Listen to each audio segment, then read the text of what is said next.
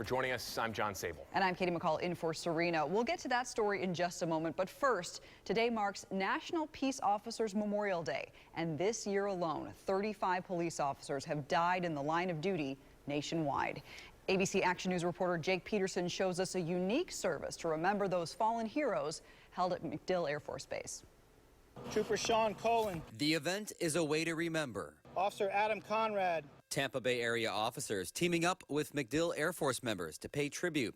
Today, the color of your uniform didn't matter. Sergeant Jason Gooding. Military, law enforcement, we're all family. They stood while the names were read. Most were killed far from here, but some made the ultimate sacrifice close to home. John Robert Cotfila Jr., Hillsborough County Sheriff's Office. It's still a painful feeling because they're part of your family. Plant City Officer Arthur Harrison says many of his coworkers are also former military. It's like a brotherhood, it's a sisterhood. So when someone in the military, you lose a life in the military, whether it's abroad, or a law enforcement officer that loses their life here on stateside, it's still a painful feeling. Dozens of our Air Force reservists are law enforcement officers outside the gates. Staff Sergeant Adam Borgman says police officers and military members play different roles, but they need each other. Law enforcement officers keep my family safe. They allow me to do my job and get the mission done. 11 of the 35 officers killed this year were military vets,